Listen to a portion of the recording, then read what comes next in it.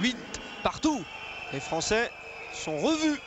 Marqueville-Berger, Bertrand Gilles. Oh, ouh là là, Bertrand, il a été pris en sandwich, mais il est costaud.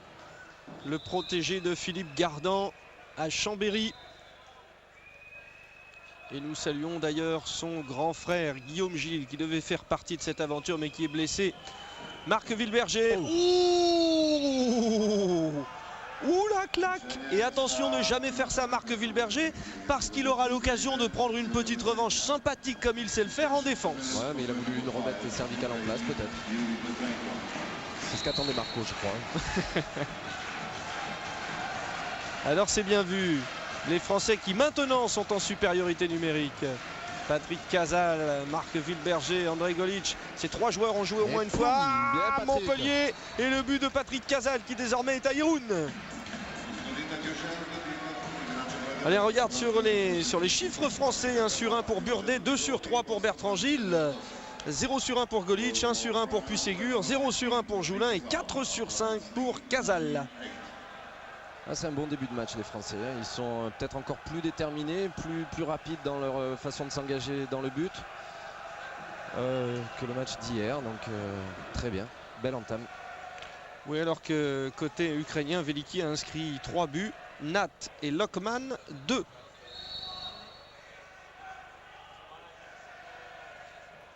Discussion dans les tribunes. Et c'est reparti sur le match. Oula. Ah oui.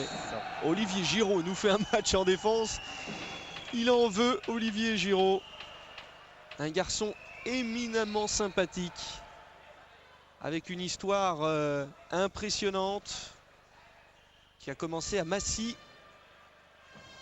Oh là là, il était en appui. Alors là, capable de tirer dans n'importe quelle situation. Il sait faire tous les tirs. Veliki. Ah, c'est dommage, il prend le match à son compte alors qu'il est pris en strict. Jack se laisse appâter vers l'intérieur. À 1 de plus, c'est bien dommage quand même. Il faudrait peut-être que Jack se consacre plus aux joueurs qu'au ballon. Bon, c'est son point fort, c'est la lecture des trajectoires. Mais là, il faut peut-être sacrifier ce secteur par rapport à un joueur de cette qualité-là. Alors Stéphane Joulin était venu complètement à l'opposé. Voilà, André Golic lui demande de retourner à sa place. Place qu'avait utilisé, à côté André Golic, toujours pas de but de la part d'André. Attention, c'est important pour André Golic ce match. Être à la manœuvre au poste de demi-centre pour l'équipe de France. Lui qui fait l'unanimité en championnat de France. Et lui qui, pour Daniel Costantini, a le niveau international à l'aile. Peut-être pas encore en demi-centre. Et là, aujourd'hui, c'est l'occasion que jamais. Avec Lokman, Provornikov, Lokman, oui, Didier Dinard qui était revenu avec son coéquipier de club Cédric Burdet. Ah, c'est très engagé. Mais pour en revenir à André, c'est peut-être pas non plus uniquement le nombre de buts, c'est pas parce que c'est un joueur qui est très séduisant, on apprécie beaucoup son jeu, mais le fait que les arrières soient assez efficaces, c'est certainement aussi de sa responsabilité. Donc c'est déjà une bonne chose de faite par André. C'est clair, il fallait le préciser. Avec Lokman, Provornikov. Provornikov, oui. Arrêt important. Oui, il y avait un beau geste défensif aussi. Ne pas devant. Alors Richardson. Là, bah tiens, tu viens de rentrer, toi, retourne chez toi. Et... Ça vous amuse? Je sais pas, je sais pas combien il a pris ces 2 minutes là, mais c'est... Oui, Yuri Petrenko. 2 minutes. C'est vrai qu'il venait de faire son entrée sur le terrain. Yuri Petrenko. Ouais, il a dû faire une maladresse, rentrer dans Olivier sans trop s'en rendre compte. Et l'arbitre a pris ça pour un geste d'anti-jeu ou violent, je sais pas. Enfin, c'est dommage pour lui. Oui, Petrenko qui n'est pas souvent utilisé. Et Patrick, on va vous dire ça tout de suite, puisqu'il est en train de faire une démonstration, Patrick Casal. Il inscrit son 5e but. 5 sur 6. Très bien, Patrick.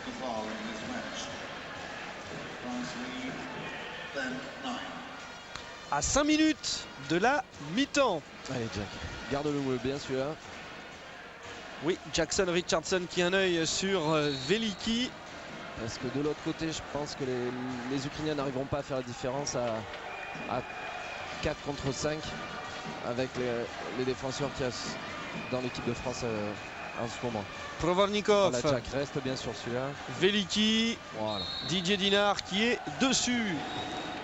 Veliki qui, comme la plupart de cette équipe ukrainienne, évolue à Zaporozhye, club qui est qualifié pour les quarts de finale de la Ligue des Champions et qui affrontera Barcelone. C'est la grosse ossature de cette équipe qui est dans la formation ukrainienne. Jackson Richardson qui a bien lu la trajectoire comme le demandait tout à l'heure Eric Quintin. Et Jackson Richardson qui récupère. Il est pris par Lockman, Cédric Burdet. Voilà. Faute sur Jackson Richardson. Voilà, encore volonté de jouer vite. Voilà. Et Jack, bien. Oui, voilà Jackson Richardson qui marque. Jackson hier qui n'a inscrit qu'un but en position d'attaquant. Vous savez que c'est le grand débat. Est-ce que Jackson peut marquer beaucoup de buts en attaque avec l'équipe de France, puisque à Grosjean-Stade il en marque. Alors Daniel Costantini reste persuadé que c'est possible. Il y a des petites positions par rapport aux positions du coude à régler, nous expliquait ce matin Daniel Costantini. Et puis surtout, il faut que des joueurs de la base arrière soient aussi grands que ceux avec lesquels évolue Jackson Richardson à Grosjean-Stade, pour justement susciter chez l'ennemi la peur et pour laisser un peu plus d'espace à Jackson Richardson, ce qui n'était pas le cas hier. Donc ça explique un petit peu ce qui s'est passé. Allez, c'est reparti pour les Ukrainiens. Avec le retour de Chernich. Allez Christian, ça peut repartir encore peut-être. Les Français qui très sont bien, repartis. Ça monte vite et c'est assez fluide. Voilà. Il n'y a pas trop d'hésitation, c'est bien. Hein, c'est un bon handball qui pratique les Français là, sur cette première mi-temps. Puis concernant Jack, il sait tirer. Hein, il tire même excessivement fort. Il est précis, il est technique. C'est peut-être son humilité est presque excessive, mais légendaire, qui fait aussi son charme, qui l'empêche de ramener la couverture, de tirer la couverture vers lui. Patrick Casal bien pris par Chernich. Chernich et Petrenko sont en défense pour les Ukrainiens, deux joueurs peu utilisés. Olivier Giraud. Qui aimerait bien avoir un petit intervalle sur l'extérieur, mais c'est dur. Hein, les défenseurs sont très... Oh, ah oui, le décalage super avec la passe dans le dos, c'est dommage. Il y avait une passe dans le dos superbe d'Andrei Golic pour Marc Villeberger. Et donc c'était zone. Voilà, bien Bertrand. Bertrand Gilles a fait résonner l'ailier gauche de l'équipe d'Ukraine, Vitali Nat. Et le retour de Provornikov. Provornikov qui évolue aussi à Zaporozhye. De toute façon, pratiquement tout le monde dans cette équipe ukrainienne. Allez. Oh. Allez, 1 minute 30 encore à jouer dans cette première période et l'avantage de +2 pour les Français, 11-9. Les Français qui ont le match difficile qu'ils attendaient mais qui répondent présents. Et Jackson Richardson toujours sur Veliki. Du coup c'est Petrenko qui a le ballon. Petrenko face à Marc Villeberger. Proudius, il est dangereux Proudius, il a feinté une passe dans le dos. Faute des Français. Ouais, et les quelques supporters croates qui restent encouragent leurs amis ukrainiens. Veliki. Ouh, pour Petrenko qui a été pris par Bertrand Gilles, qui est absolument impressionnant dans cet Euro, aussi bien en défense qu'en attaque. Voilà, il a provoqué le passage en force. Et Jackson Richardson, Bertrand Gilles, Stéphane Joulin. Où en sont-ils nos ailiers, hein? Pas beaucoup de buts pour l'instant, mais... On est à 40 secondes de la fin de cette mi-temps. Voilà, Marco temporise un peu pour essayer d'aller au bout de... pour que le chrono défile jusqu'au bout. Patrick Casal est phénoménal aujourd'hui. Patrick Casal alors, tout de suite, le chiffre, 6 sur 7. Beau pourcentage, excellent. Voilà, 15 secondes pour les Ukrainiens avant la fin de la mi-temps. Donc rester très concentré en défense pour conserver ce petit break de 3 buts. C'est un petit capital très intéressant pour une mi-temps. Voilà, très bien. Et un petit tir de Christian. Ouais, voilà, ça fait donc 12-9 pour l'équipe de France face à l'Ukraine dans cette première période. Une première période de toute beauté de la part des Français. Alors, Eric, donc, petite analyse à chaud. Les Français répondent peut-être présents aux attentes de Daniel Costantini. quand celui-ci nous expliquait ce matin les données de ce match, les Français sont présents. Disons qu'à l'image du match d'hier, c'est le même sérieux.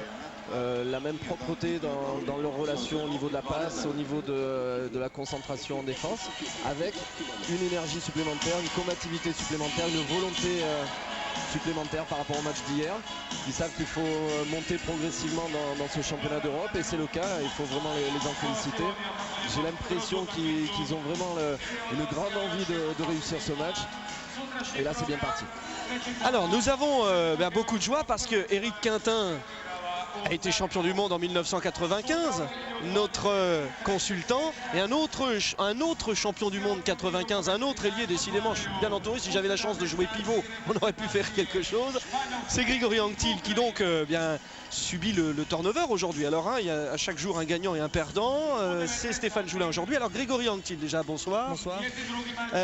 Première mi-temps plus que positive. Plus que positive bien sûr, puisqu'on mène de 3 buts à la mi-temps. Je pense qu'on aurait pu augmenter l'écart avec le tir de Marc Berger, bon une siffle jaune, je sais pas. Maintenant on a vu hier que c'est une équipe qui lâchait pas le morceau du tout. Il va falloir rester très concentré parce qu'ils vont jouer de la 30e à la 60e sans nous laisser la moindre possibilité de lâcher le match, quoi. Alors que pendant que Grégory Anctil vous expliquait sa manière de voir les choses, vous constatez bien sûr les différentes statistiques. Un mot sur les ailiers, hein. Bien sûr Grégory, aucun but marqué par les ailiers français, c'est difficile parce que dans ce secteur du jeu, les Ukrainiens sont particulièrement difficiles à manœuvrer. Ah non mais ça de toute façon on le savait, quoi. On savait que les ailiers n'auraient pas de ballon aujourd'hui puisque les Ukrainiens défendent en homme à homme avec des ailiers presque en strict sur leur vis-à-vis. Maintenant je pense que ça va être à nos arrières de montrer qu'ils sont capables de jouer des 1 contre 1, de jouer en percée et pour aller finir à 6 mètres. Je crois qu'on a Patrick Casal qui a des qualités énormes pour ça. Marc Berger est capable, comme on le voit actuellement, hein. Voilà, ça c'est exactement le jeu de Patrick. Il faut aller mettre le museau à l'intérieur, se jeter dans la zone et s'arracher pour mettre le ballon au fond. On a Bertrand Gilles aussi, voilà exactement. Vous êtes fait pour faire de la télé, Grégory, voilà, ouais. Qui a d'énormes qualités pour ça, parce que c'est un joueur très très puissant comme Patrick Casal. Je pense qu'il faut leur laisser les clés du match, puis j'espère que ça continuera comme ça jusqu'au bout, quoi. Bien vu Grégory Anctil, attention ailier, hein, ça mène souvent un consultant sur Pathé Sport, hein, parce que Denis Tristan, Thierry Perreux, Éric Quintin, ça fait quand même une sacrée brochette. Grégory, on a vu en début de match des gestes que peut-être on ne voyait plus beaucoup de la part des Français, avec une solidarité. Pendant l'hymne national, tout le monde était beaucoup plus rapproché.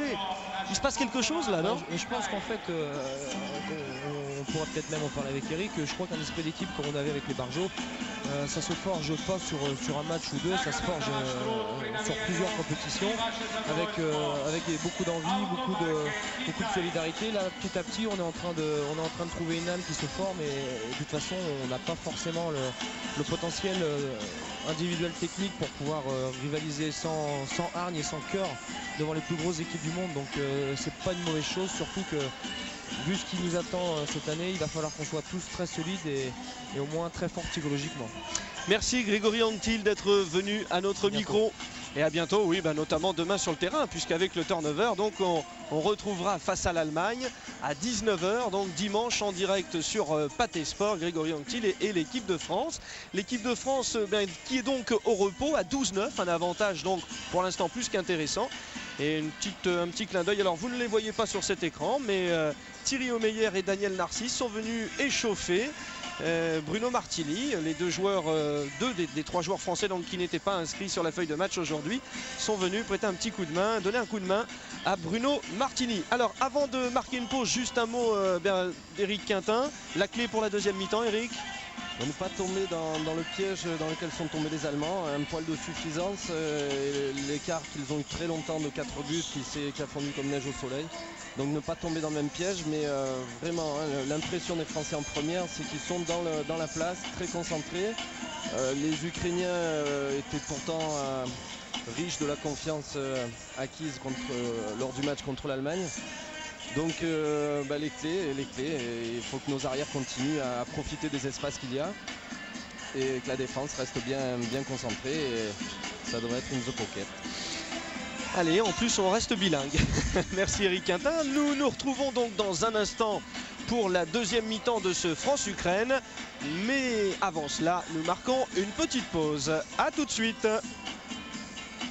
Voilà de retour donc à Zagreb, au Dom Sportova pour la deuxième mi-temps de ce France-Ukraine. France-Ukraine à l'avantage de l'équipe de France.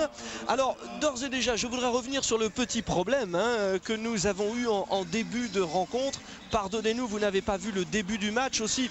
Au cours de cette deuxième mi-temps, nous vous redonnerons un petit peu avec Eric Quintin, notre consultant, quelques données comme ça du match. Encore une fois, pardonnez-nous donc pour les quelques petits problèmes. C'est reparti pour la deuxième mi-temps, c'est promis. Normalement, vous la verrez en intégralité.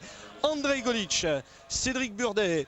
Voilà, les Français qui reviennent donc avec cette base avant qu'a voulu Daniel Costantini dès ce matin, avec Olivier Giroud qui a une première occasion. Olivier Giroud, c'est la première fois qu'il peut tirer dans ce match et le Français échoue. C'est reparti sur Andrei Golic avec Bertrand Gilles qui avait récupéré le ballon et donc les Français inscrivent leur 13e but, 13-9 plus 4 pour l'équipe de France.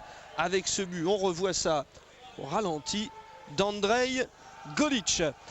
Voilà donc 13-9 pour l'équipe de France et les Ukrainiens qui repartent avec donc ce diable de Veliki, le numéro 9.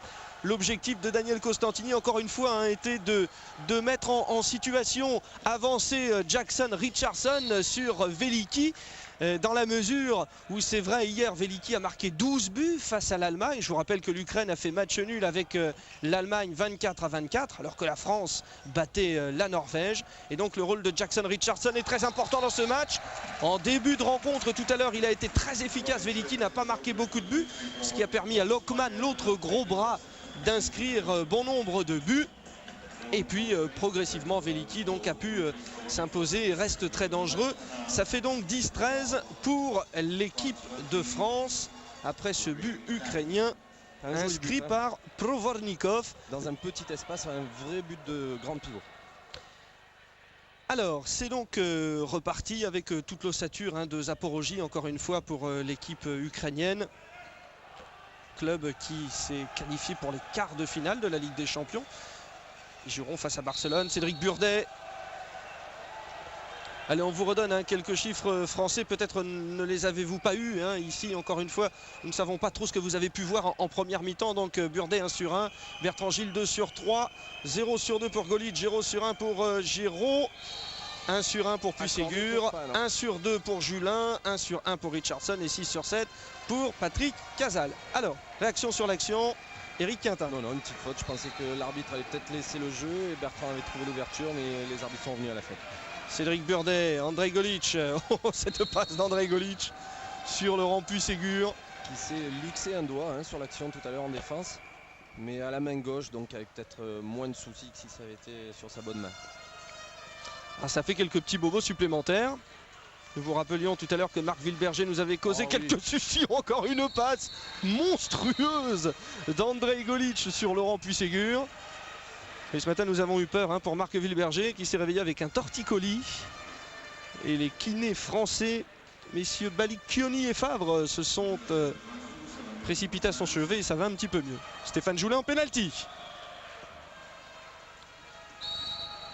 L'exécuteur de ses œuvres, il a couché le gardien Stéphane Joulin. Il tire les pénaltys avec son club Eisenach en Bundesliga. C'est un des meilleurs buteurs de la Bundesliga et là encore il se régale. C'est excessivement bien tiré.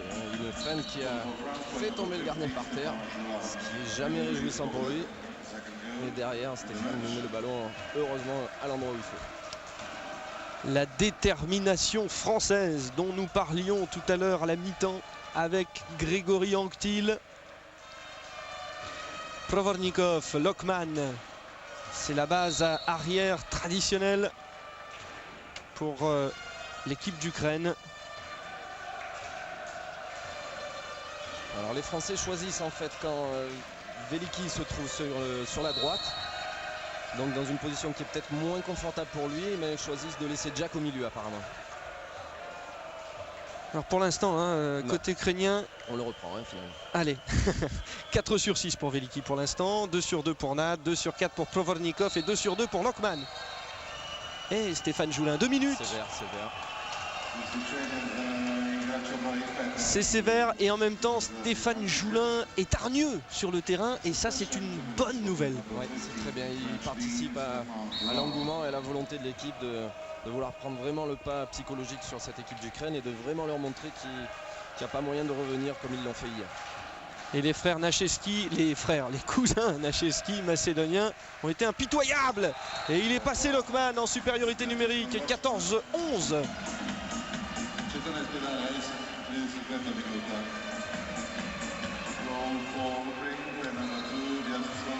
Alors les Français donc qui vont devoir négocier cette passe délicate avec pour l'instant l'homme du match, Patrick Casal.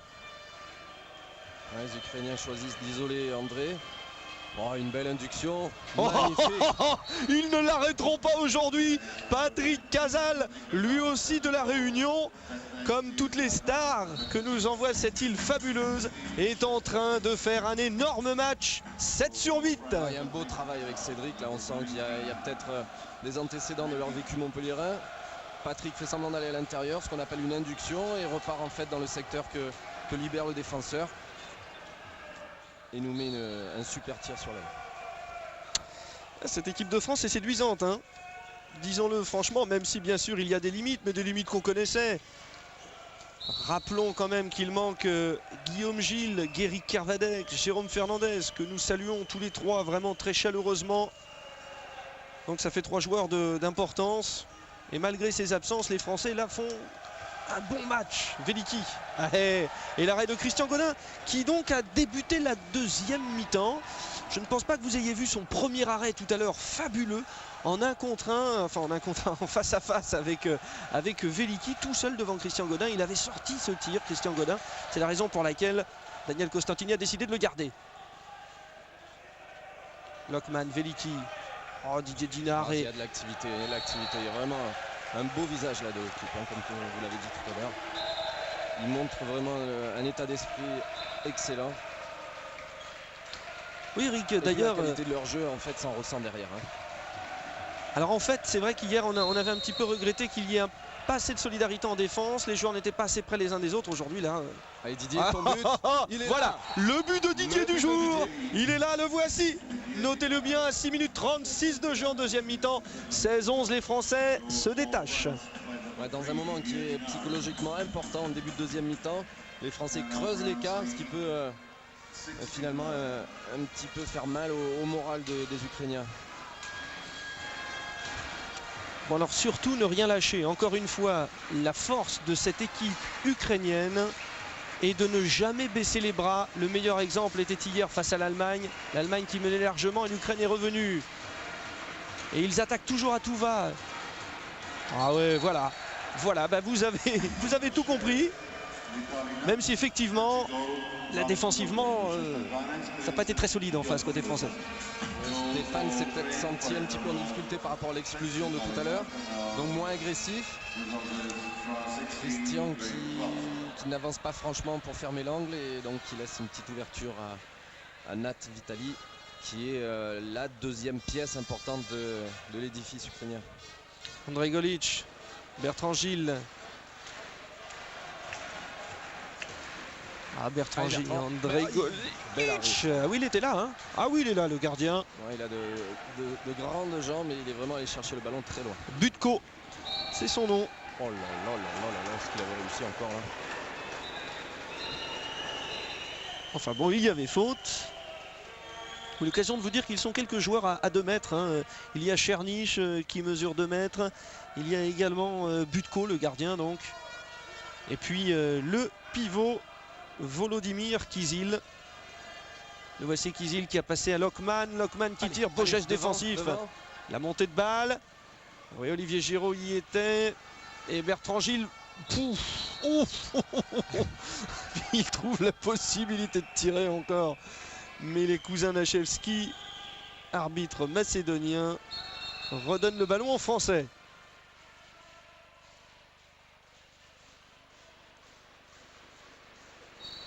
C'est extraordinaire, hein, un joueur comme Bertrand quand même. Efficace en pivot, en demi-centre, en arrière gauche, à l'aile gauche. comme vous l'avez dit tout à l'heure, la perle. Il faut espérer qu'il ne se brûle pas trop vite, que les défenses ne fassent pas de lui un objectif particulier qui lui réserve un traitement physique qui diminuerait son rendement. Et pénalty pour l'équipe de France. Stéphane Joulin le retour. Tout à l'heure il a couché Butko. Que va-t-il faire Stéphane Joulin face à Butko? Il a failli coucher une deuxième fois. Ah, Stéphane Joulin au pénalty. Il est impressionnant. 3 sur 3 bien sûr. Et l'écart qui reste à 5 alors qu'il reste 20 minutes de jeu. Allez, une petite info concernant les gardiens de but. Côté ukrainien, Nagorny a fait un arrêt sur 11 et Butko 2 sur 9. Côté français, Christian Godin 6 sur 18. 33% de réussite pour le gardien de Magdebourg. Nat, Lockman, Nat. Là, ouais, il y avait la défense en zone. Et donc défense en zone, c'est penalty. Il s'est peut-être pas retrouvé tout seul en zone. Le pivot a certainement dû travailler dans ce sens. Et le petit enchaînement entre l'ailier gauche et l'arrière gauche qui le remet donc à Vitali qui revient à l'intérieur. A réussi au moins à obtenir un penalty. C'est Nat qui va tirer ce penalty. C'est son premier penalty dans la partie. Vitali Nat, ça va directement dans la lucarne. Il était à 3 sur 3 au tir. Il est donc à 4 sur 4 et à 1 sur 1 au penalty. 17 à 13 plus 4. Jusqu'au bout ça va être un petit peu tendu parce que on sait que les Français ont toujours des petits passages à vide, hein. Actuellement bien sûr. Cette équipe se cherche, donc on sait qu'elle est à certains moments prenable. Et comme les Ukrainiens ne lâchent jamais rien, c'est vrai que 4 buts c'est bien, mais c'est pas forcément suffisant, hein. Surtout qu'il reste 20 minutes dans cette deuxième période. Bertrand Gilles pour Andrei Golic, pour Cédric Burdet. Alors, ouais, non, il n'y a pas de faute de la défense, estime Monsieur Nachevski. Vitali qui monte le ballon comme une mobilette, comme à son habitude. Lockman et Veliki. Alors ça c'est ce que l'Ukraine sait faire de mieux. Et il faut neutraliser ce Vitali. C'est lui qui donne l'impulsion tout de suite sur le début de la contre-attaque. Il faut vraiment l'arrêter immédiatement pour que l'Ukraine soit dépourvue de cette arme. C'est un tir, encore une fois en appui, rapidement l'ouverture et le bras qui part à une vitesse extraordinaire. Il ne faut rien lâcher. Andrei Golic, Bertrand Gilles. Ah, Et Bertrand Gilles, c'est un régal ce Bertrand. Il profite vraiment du fait que la défense ukrainienne reste toujours en strict sur nos ailiers. Donc beaucoup de place à l'extérieur, voilà, hop, personne ne ferme et un magnifique tir point long. Oui, un arrière gauche efficace. La France en avait absolument besoin pour ce championnat d'Europe. Et pour l'instant, elle le tient de la part de son pivot. Bertrand Gilles. 3 sur 5 au tir. Lockman. Avec Prudius. Fermé. Et oui, ils ont hésité, ils se sont regardés. Et ils n'ont pas fermé comme le demandait Eric Quintin. Ouais, Didier qui a peut-être pas fait le petit pas supplémentaire dont il aurait besoin, voilà, qui reste trop longtemps sur le pivot au lieu de se soucier du ballon qui vient dans son secteur. Il ne semble pas qu'il soit retenu par le maillot. Oui, avec à la clé une discussion entre Daniel Costantini et Cédric Burdet. Daniel Costantini n'était pas content aussi de la décision de Cédric sur cette situation défensive. Andrei Golic pour Olivier Giraud qui cherche une faute à Laurent Puisségur apparemment. L'arbitre lui siffle un mauvais bloc. Vitali qui remet le turbo. Et Veliki, Nat, Veliki. Belle. Oui, enfin disons que c'est une balle manquée. Non, disons que c'était une situation où la défense française semblait en déséquilibre et le décalage commençait à s'ouvrir sur la gauche. Et bon, c'est une perte de balle. À un moment où on pensait que les Ukrainiens trouvaient l'ouverture, qui nous fait le plus grand bien. Et les Français calmes avec la base arrière, 100% championnat de France. Bertrand Gilles de Chambéry, Andrei Golic de Montpellier, comme Cédric Burdet. Ah, c'est dommage, Cédric Burdet. Pour l'instant, Patrick Casal est sur le banc de touche. La contre-attaque Produce. Ouais, encore Vitali qui trouve une passe. Il faudrait qu'un des joueurs le plus proche de Vitali essaye de l'empêcher d'avoir le ballon. C'est lui le maître à jouer de ce secteur-là. En attaque placée, c'est notre ami Veliki. Mais sur la montée de balle, c'est ce sacré joueur qui est Nat Vitali. Voilà, Patrick qui fait son retour. Oui, et oui, c'est vrai. Patrick Casal, pour l'instant, est l'homme qui fait respirer la France. 7 sur 8. À reprendre l'écartement, peut-être. Il n'y a plus que plus 2 pour les Français. Voilà Andrei Golic, bien sûr.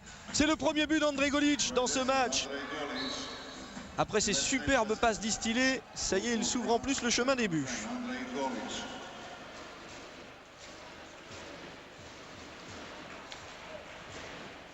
Patrick Casal qui est rentré, donc l'occasion de vous rappeler qu'il est 3e du classement des buteurs dans le championnat espagnol avec 84 buts.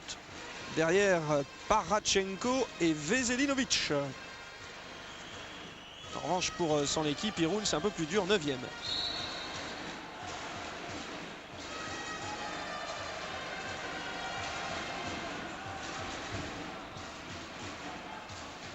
Allez, les Français doivent défendre et rester solidaires. Avec des contacts physiques. Oui, l'arrêt de Christian Godin sur Veliki. Mais dans des petits espaces, en appui, il arrive à passer à travers les défenseurs. Il trouve toujours, il les amène à descendre les bras. Il trouve l'ouverture au niveau de la tête. Il est extraordinaire. Et Christian, heureusement, a été au moins autant puisqu'il a sorti ce ballon important. Alors, vous n'avez pas vu quelque chose? Bon, là, Jackson Richardson se retrouve en position de demi-centre avec donc à ses côtés Bertrand Gilles et Patrick Casal. Et sur le banc de touche, Andrei Golic a regardé Jackson Richardson et lui a fait le signe, le numéro de la combinaison à adopter. Jackson l'a regardé et c'était parti. Andrei Golic sur le banc de touche dirige la manœuvre. Mais c'est bien, ça décharge Jack de cette pression qu'on lui demande d'essayer de mener le jeu. C'est pas réellement ce qu'aime faire Jack. Il aime bien être libre, il aime bien faire son jeu. Donc André, par contre, c'est ce qu'il sait faire. Il sait diriger la manœuvre, c'est un véritable chef d'orchestre. Donc c'est très bien, ça décharge Jack de ce petit boulot-là. Ah, et c'est manqué cette passe de Jackson voilà, sur... Vite, là, les deux. Et il l'arrête. Voilà. Il l'arrête avec... Oui, il s'est bien repris, hein, Jackson Richardson. Alors que Daniel Costantini est avec son carton de temps mort, il hésite à le prendre, son temps mort, Bertrand Gilles. Ouais. Bertrand qui abuse peut-être un petit peu trop sur l'extérieur. C'est vrai qu'il a eu beaucoup d'ouverture, mais bon, le défenseur commence à s'adapter. Enfin, ils ont sifflé quand même très facilement, hein, les arbitres macédoniens. Et toujours sous pression, à l'image de Petrenko, qui met le 17e. Et il n'y a plus, si j'avais dit mais ça aurait fait la liaison Z, mais donc c'est et il n'y a plus que 2 buts d'avance pour l'équipe de France. C'est loin d'être joué. Et c'est encore notre ami Vitali qui a trouvé l'ouverture à l'intérieur. Un joueur de grande qualité. Hein. Ah oui, au-dessus Patrick Casal. Il ne faudrait pas que Patrick Casal... On se précipite un petit peu et on redonne les munitions aux Ukrainiens, qui vont nous refaire le coup de leur match contre les Allemands. Ils sont en train de revenir. Daniel demande un temps mort pour couper un petit peu cette dynamique. Oui, Olivier Giroud n'a rien pu face à Lockman, 19-18, un but seulement d'avance et le temps mort. Donc effectivement, demandé par Daniel Costantini, les Français vont montrer maintenant qu'ils sont peut-être un peu plus solidaires que ce qu'ils ont montré ces derniers temps. Les gestes et la bonne première partie de match l'ont montré. Maintenant, il faut confirmer. Ouais, il ne faut pas laisser le doute s'installer surtout. Il faut que nos ailiers réécartent un petit peu pour redonner la place à nos arrières. Voilà, et puis la musique est arrivée très forte. Notre ami speaker ici est magnifique. Nous lui avons demandé, nous chers commentateurs, de baisser le retour. Alors c'est vrai qu'il y a une ambiance fabuleuse ici dans ce Dom Sportova de Zagreb, quand ce ne sont pas les supporters. Ce sont les responsables de la sono locale. C'est souvent assez fort. C'est la raison pour laquelle tout à l'heure Eric s'est demandé ce qu'il se passait. Mais les oreilles tiennent. Allez, c'est reparti pour l'équipe de France. Jackson Richardson, Bertrand Gilles, Patrick Casal en bas arrière. Devant Olivier Giraud, Laurent Puységur et Stéphane Joulin. Les deux ailiers auront fait tout le match. Bertrand Gilles. Ouh là, c'était le 2 minutes qui nous font pas de mal non plus. Hein. Oui. Alors est-ce que... Oui, en fait, il y va pour faire la cravate aussi un petit peu. Hein. Ouais. C'est à l'image un petit peu des 2 minutes de tout à l'heure contre Cédric. Compensation. Un contact, non, qui n'était pas qu'intolérable en tout cas. Voilà, la spéciale, Patrick. Aïe, aïe, aïe, aïe, aïe, aïe. Ouais. Heureusement qu'il a le pied en zone. Ça sera récupéré avec Laurent Puységur qui récupère avec Stéphane Joulin qui va aller au tir. Voilà, ça passe. Bien vu de la part de Laurent Puységur qui est là à ce moment-là très concentré, qui relance. Ce sont des attitudes comme ça qu'il faut. Bah, Laurent, c'est un joueur qui a l'œil. Hein. Il a la vista, il voit tout de suite que les Ukrainiens n'étaient pas placés. Donc il décale très rapidement Stéphane qui heureusement conclut cette action. L'œil futé de Laurent Puységur. Voilà, ne pas prendre ce but, essayer de refaire l'écart en profitant de la supériorité. Et ce break là sera certainement très intéressant. Plus 2 pour les Français. Avec rester bien soudé, bien serré, neutraliser Veliki. Oui, et Lokman en tout cas est sorti, ce qui fait que Petrenko est aligné en attaque. Ils ont besoin de souffler, hein. Physiquement c'est dur aussi pour les Ukrainiens. Veliki. Ouais, l'arrêt de Christian Godin. Ah, Veliki est un peu seul forcément, donc il doit prendre des tirs dans toutes les situations. Et là cette fois-ci c'est un peu dur quand même. Ouais, Jackson Richardson, il y va, Jackson Richardson, et tout le monde a bondi sur le banc de touche français. Non, là finalement donc ce temps mort aura été très bénéfique puisque l'écart est retourné à 3. Nous avons encore une vingtaine de secondes en supériorité numérique. Et c'est vrai que Veliki, bon, il a carte blanche, hein, il tire quand il veut, il est extraordinaire et évidemment il ne peut pas non plus faire 100% à tous les coups. Et pour revenir aux 2 derniers buts français, ce sont des buts qui arrivent à l'issue d'une attitude plus que hargneuse, vaillante de la part des Français. Dans un premier temps, Laurent Puységur qui voit ce que personne ne voit, et l'autre but est une détermination à toute épreuve de Jackson Richardson. Les Ukrainiens ont le ballon. Lokman. Serré. Ouh, Lokman a enrhumé complètement Patrick Casal. Allez, c'est vrai que Lokman passe Patrick, mais derrière ça met un petit peu trop de temps quand même à fermer. Ouais, il est seul là. Ouais, il tire quand même dans une position assez rocambolesque, mais il fait un magnifique tir près du 2e poteau. Beau joueur aussi ce Lokman, lui également de Zaporogie. Club dont on n'a pas fini de parler, enfin, même si ça sera dur pour les Ukrainiens, parce que leurs adversaires seront encore une fois donc Barcelone.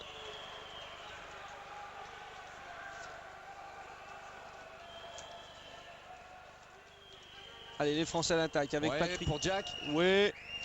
Et Olivier Giraud. C'est pas...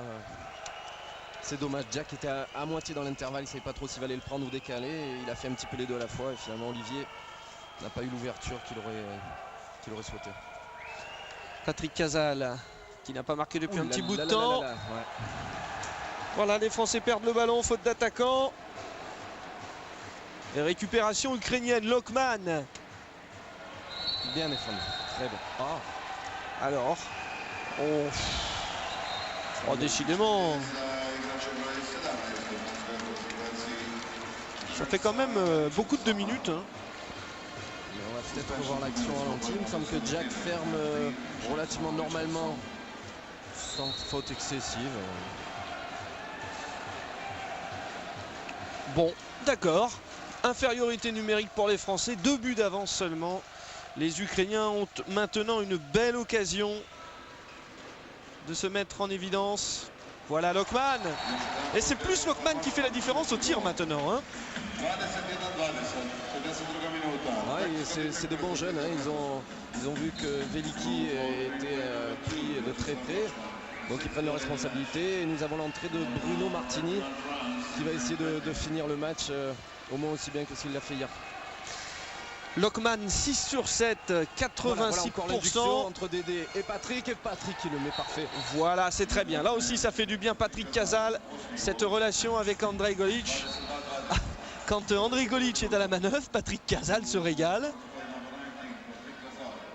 Ah, comme quoi, hein, les affinités dans la vie et les affinités sur le terrain, c'est différent. Patrick Casal, le parrain du fils de Jackson Richardson, et ça marche mieux avec Andrej. Enfin, ils sont tous de toute façon très liés également dans la vie.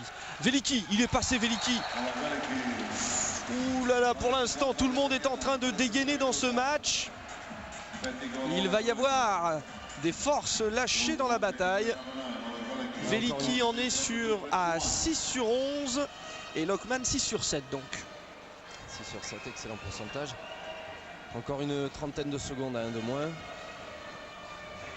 Voilà, l'ancienne ossature montpelliéraine Patrick qui met le ballon à l'intérieur. Ah, l'arbitre de champ qui siffle pour nous. Alors que l'arbitre de but sifflait, donnait le ballon à l'avantage de l'Ukraine. Si les cousins Nashevski ne sont plus d'accord entre eux, voilà, c'est reparti. Le ballon est bien pour les Français. Casal. Andrej Golic. Ah non. Et non, mais il fallait le tenter de toute façon ce tir, Andrej Golic. Stéphane Joulin est allé gêner la relance, c'est bien là aussi. Allez, attention au repli défensif pour les Français. Toujours en infériorité numérique. Lokman. Parfait. Bien Bruno, l'arrêt qu'il fallait là. Éric Quintin content de la prestation de Bruno Martini. Comme c'est un arrêt importantissime, il n'y avait plus qu'un but d'avance, une contre-attaque encore avec un surnombre pour les Ukrainiens et Bruno qui sort le ballon. Ce qui va redonner confiance et peut-être le doute chez nos Ukrainiens, non? Oui, donc effectivement hier tout le monde était unanime sur la prestation de Bruno Martini et même Daniel Costantini qui n'a pas pour habitude de faire ressortir un homme d'un match. Ah là là, Veliki sur Patrick Casal, il se jette. Ils sont vaillants ces Ukrainiens. Pour revenir Patrick. Allez, le repli défensif des Ukrainiens qui vont très vite, qui vont se battre jusqu'au bout. C'est une bataille acharnée. C'est un match vraiment à 100 à l'heure. 22-21 seulement pour l'équipe de France face à ces Ukrainiens made in Zaporozhye, deuxième de leur poule C en Ligue des Champions derrière le Badel Zagreb. Ils ont éliminé les Suisses de Sour où va évoluer Philippe Schaff. Ils ont également éliminé l'équipe de Skjern.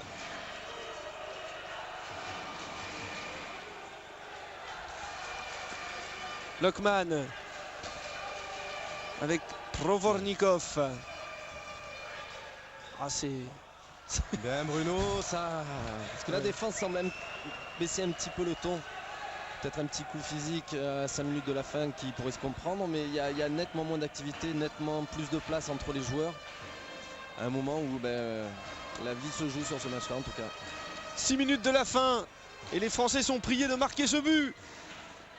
Ça peut être le but qui leur permettra de gérer cette fin de match.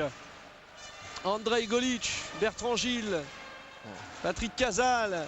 Regardez comme ça bouge, tout le monde est à droite, à gauche. Oui, il est passé superbe, Andrej Golic. Il est allé chercher ce but très très loin et ça rentre.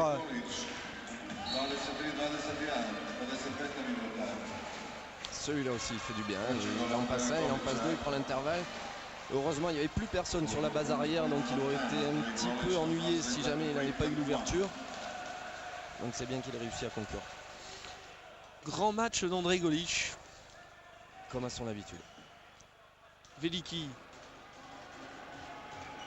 Lokman. Provornikov. Lâchez pas. Allez, Petrenko. Ils sont tous par terre avec Cédric Burdet qui est couché sur Petrenko. Cédric Burdet qui rigole et qui va laisser sa place en attaque à Patrick Casal. Cette équipe de France fait plaisir. Avec ses arguments, elle donne le maximum. Avec Bruno Martini qui est allé serrer la main de Jackson Richardson qui s'est assis sur le banc de touche. Bruno est sorti du terrain pour aller serrer la main de Jackson Richardson. Patrick Casal, il est passé. Oh non, c'est pas vrai, marché, dit monsieur Nashevski. Enfin, c'est pas vrai, hein, c'est une expression, on est bien d'accord. Proudius face à Bertrand Gilles. Ils vont tous finir ce match, que ce soit ces Ukrainiens ou les Français, très fatigués. Vraiment tous les acteurs de ce match se sont donnés à fond. Et ces Ukrainiens sont vraiment remarquables dans la générosité de l'effort. Ouais, puis on peut rappeler que ce sont pratiquement tous de très jeunes joueurs qui oscillent entre 23 et 24 ans. Donc c'est probablement une équipe en devenir. Oui, il y a des joueurs nés en 78, 2 en 1980, 3, 4 en 1977. Ouais, le plus vieux est de 70. C'est Chernish qui ne joue pas beaucoup. On ne passe pas Didier Dinard là. C'est bien. Oui, il faudra faire passer le message d'ailleurs. Notamment aux Allemands que les Français rencontreront en ce dimanche à 19 h en direct sur Pathé Sport. Voilà, le match est en train de se gagner maintenant. Là, hein. C'est plus longtemps on empêchera les Ukrainiens de marquer. Et plus on s'approchera de la victoire. Oui, en vous rappelant, puisque nous parlions des Allemands, les deux résultats des deux matchs précédents de cette poule. La Croatie donc a battu 21-20 l'Allemagne avec un but dans les 5 dernières secondes. Les Croates 21-20 face à l'Allemagne. Et victoire de l'Espagne 25-21 face à la Norvège. Ouais, des Allemands qui ont pourtant mené quasiment tout le match. Hein. Et des Croates qui, encore en proie à quelques doutes, ont réussi à s'accrocher et à marquer un but à la dernière seconde. Et Bertrand Gilles est allé voir Lockman pour lui expliquer. Voilà, bon, ben encore. Eh oui. Et ça fait, je crois, autant d'arrêts que de tirs sur Bruno Martini. On va aller dans notre petite statistique bottle. Je ne sais pas comment nos amis croates appellent ça. En tout cas, c'est une bonne aide pour tous les commentateurs ici. Pour l'instant, c'est impressionnant pour Bruno Martini. Alors, on regarde bien sûr cette occasion avant avec André Golic, Patrick Casal. Qui a de la place à l'intérieur et boum. Oh, vraiment un très très grand gardien qui reste sur sa ligne et qui a besoin uniquement d'écarter les bras pour pratiquement toucher les deux barres, on dirait. 2 mètres, Butko, 2 mètres. Alors, et Jackson Richardson qui revient sur Veliki. C'était l'une des clés de cette rencontre. Alors que les Français sont tous regroupés autour de Bruno Martini. Veliki. Faut pas sortir, Jack. Voilà. On est à 1,40, 1,30 de la fin, un avantage de +2. Voilà, il faut. Oh, voilà le but qui fait du mal. Et 2 minutes pour Jack, c'est relou. Et oui, donc ce but de Veliki, je disais, j'allais vous dire que la clé du match était ce face-à-face Richardson-Veliki. Et sur ce coup, Veliki marque le 22e but. Et Richardson prend l'infériorité de 2 minutes. Et quand même, les frères Naszewski auront beaucoup exclu les joueurs dans ce match. Donc presque 1 minute de jeu et un but d'avance pour l'équipe de France. Attention au match nul face à cette équipe d'Ukraine. Avec Bertrand Gilles qui a tiré, qui est contre les Ukrainiens qui vont avoir la possibilité de revenir. Cette fin de match va être terrible maintenant. Veliki est revenu sur le terrain. Les Français doivent se replier en infériorité numérique. Yes. Passage en force. Passage en force et les Français vont récupérer le ballon. Moins d'1 minute de jeu. Il va falloir gérer cet avantage de +1. Encore une faute des Ukrainiens à un moment terrible qui aurait pu leur permettre de faire basculer le match. Un peu de réussite pour nous donc, mais il faut encore tenir 40 secondes à 1 de moins. Et la bonne idée, ça serait de marquer. Bertrand Gilles, Patrick Casal qui est suivi de très près. Allez, André Golic. Au minimum, garder la balle, Bertrand. Ah, le but de Bertrand Gilles. C'est absolument phénoménal ce qu'il a fait, le petit Bertrand de 22 ans. Le petit Bertrand, un but qui vient là aussi de très loin. Tout le monde l'attendait, énorme dans ce championnat, Bertrand Gilles. Et là, il offre le but de la victoire face à l'Ukraine. Les Français vont aligner 2 victoires de suite. Veliki et puis faute sur Provornikov. 2e victoire. C'est venu de Bertrand Gilles. Ouais, je crois qu'on n'a pas revu, je crois, son but, mais il a mis vraiment un tir phénoménal sous la barre, pratiquement dans la lucarne. C'est vraiment un grand tir et un grand but qui nous met là. Bruno parfait, voilà. 2e victoire. Et voilà, c'est donc gagné pour l'équipe de France. L'équipe de France qui bat l'Ukraine 24-22. Et l'équipe de France qui prend avec l'Espagne la tête de ce groupe A. Bravo donc à ces Français. Éric Quintin, on voit là actuellement des gestes sur le terrain. Alors vous voyez, vous, surtout à Paris, le ralenti de ce but de Bertrand Gilles. Quelle puissance! puissance, il y a tout. Et les voici les belles images, hein, les voici les belles images avec Christian Godin là, qui va prendre dans ses bras Bertrand Gilles et puis Thierry Omeyer qui est venu aussi pour saluer Patrick Casal, des Français qui vont maintenant donc serrer les mains des Ukrainiens. Un beau match, hein, Frédéric, un match tendu jusqu'à la fin, un très beau visage des Français en première mi-temps, une deuxième mi-temps un petit peu moins efficace, peut-être le rendement physique des Français qui a un petit peu baissé, Veliki qui a encore retrouvé un maximum d'ouverture, mais un très beau match, hein. Les Français nous ont fait vraiment un très plaisir en allant chercher, et en ne renonçant pas, en restant très solidaires et en prenant toujours des risques, sans se cacher. Un très beau visage donc de nos Bleus. Alors parmi les enseignements à tirer hein, de ce match, bien c'est Andrej Golic en position de demi-centre et de meneur, tel qu'on l'attendait, c'est-à-dire un joueur plein d'inspiration, un joueur intelligent qui apporte aussi une certaine cohésion en attaque sur le terrain. C'est le retour en grande forme de Patrick Casal, c'est la confirmation de Bertrand Gilles. Ça fait quand même pas mal de satisfaction. Ça fait beaucoup de satisfaction. Il faut de toute façon rester très humble parce que les Ukrainiens ont vendangé les 2-3 occasions qui auraient pu leur permettre de recoller complètement au score, voire de faire basculer le match.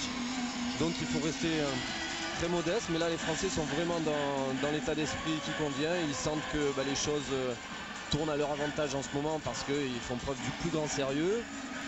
Maintenant les matchs vont encore monter en puissance. C'est une poule où tout le monde peut battre tout le monde, hein. Les Ukrainiens ont fait match nul avec les Allemands qui auraient très bien pu battre les Croates sans un petit concours de circonstances à la fin du match.